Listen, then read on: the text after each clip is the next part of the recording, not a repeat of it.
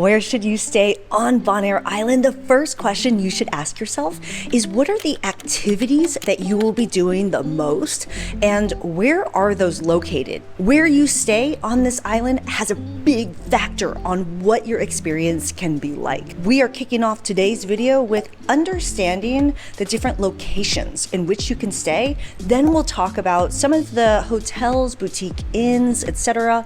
that you might consider, and more coming up. And if you're new here, yo, I'm Christine Lozada with Where in the World is CL. I make travel videos every week to help you get up, get out, and go travel. So if you like to travel, consider subscribing. This is year number 4 for me on Bonaire. I love this place. I've stayed at a different place each year, sometimes more than one place per year.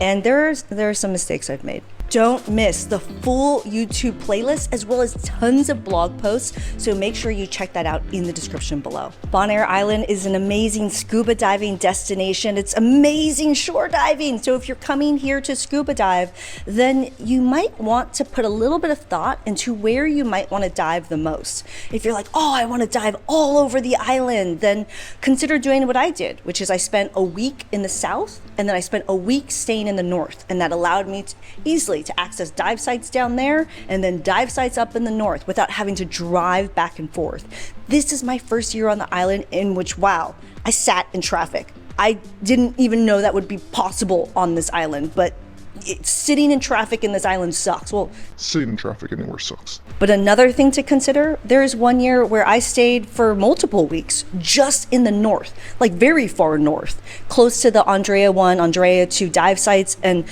that was the worst. That was the worst because driving all the way from the north to go down south for all of our dives, these were 25-minute drives every day. And it felt like a lot in the car. If you love driving, maybe it's not a big deal, but staying somewhere where it gives you easy access to where you want to be diving the most, or splitting it up, half and half staying somewhere, is something you should consider. If you're coming to this island to do a mix of things, maybe some diving, but maybe some boating, going over to Klein Bonaire, maybe driving over to Loch Bay, spending time wind sailing, windsurfing, then staying in the middle. Staying in the middle is awesome because you will spend most of your time dining out over there or launching off to different activities or tours from that kind of middle area. So consider staying in that vicinity if possible. And obviously, if you're here for just windsurfing or just wind sailing, having access to Loch Bay and Sorobon, being on that side of the island, would make the most sense. So recapping the location,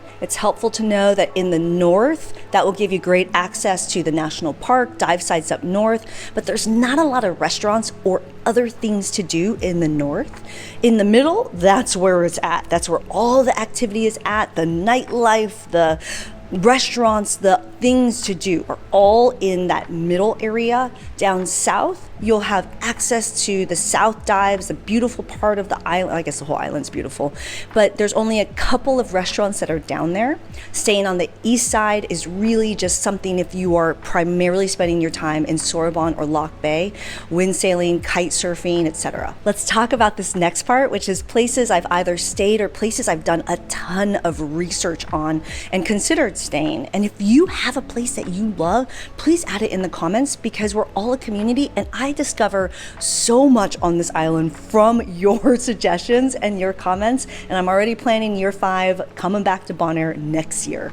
But this trip, I decided to stay at Delfins. There's a full video on that, but there were kind of 3 resorts in the south that I was considering. The first one I had my eye on was Grand Windsock, and that was because I spent a lot of time at their beach club. I love their beach club. It has great access into the water.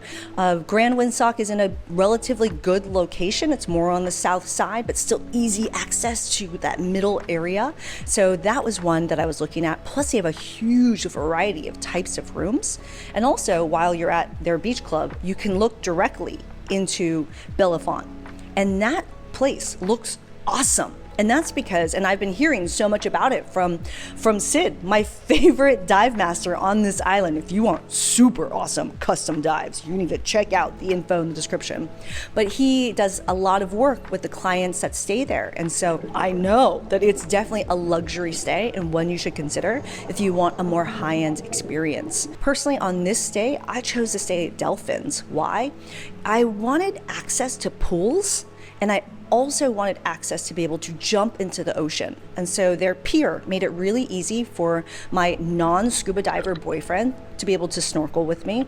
And then we could spend the hot afternoons being in the pool. But Delfins was a really fantastic stay for the first part of my stay on this island. And if you want more info on that, there's a full YouTube video on that. And also, new hotels are opening all the time. I keep the blog posts updated, so don't miss out on that. There are two places that I was looking at pretty closely, kind of in the middle area, and both are on the kind of nicer side of places to stay. One of them is the Bamboo Bonaire Boutique. This is one that I've been in a lot because I love Han and team at Chefs. Oh, amazing restaurant.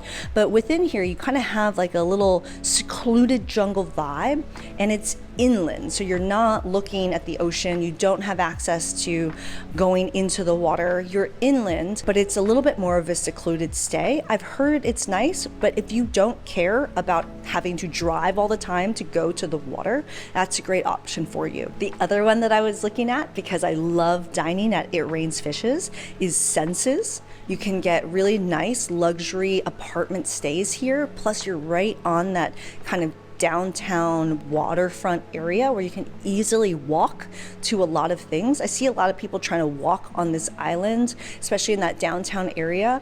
Sometimes the walks can be long because it's really hot outside.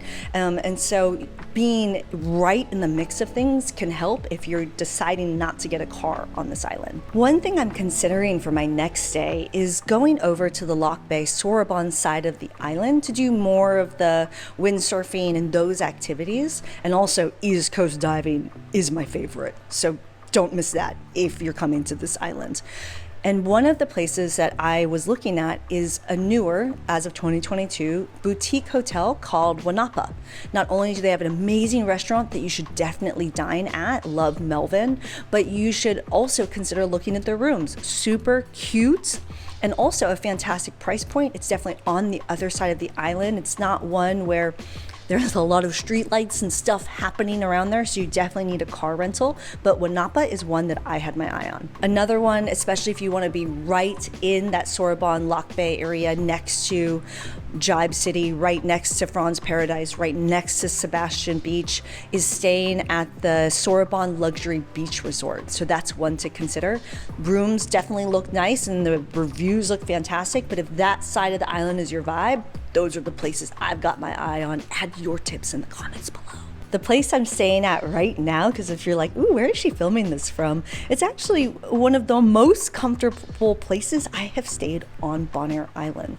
I'm staying at Sid's guest home, which is available for you to rent as well. It's been a really awesome stay. Not only does he have fiber internet, but he has great air conditioning, and the entire space is air conditioned. That is very rare on Bonaire Island. Normally you have a living room where you have to open the windows and either the mosquitoes will come in or it's not windy enough and it's hot AF, but this is one you should consider. Read more about it in the blog post below. And if you're wondering, like, what about all those places I saw on TripAdvisor? I've been doing my own research. One thing I always recommend is flip TripAdvisor into traveler ranked, not what TripAdvisor wants you to see, and look at it from there. But one thing to consider, I don't know, I was looking at that list and I'm like, I don't know about that. And as I was asking more of the locals, I learned there wasn't a lot of options on Bonaire Island for a long time. And so there are just some long-standing places in there that just have a lot of reviews and have good reviews because there were not a lot of other options. In the recent years, in 2022, 23, 24, even going into 25 and 26, there's so much new construction on this island. You wanna know where I have my eye on for next year? Chogogo.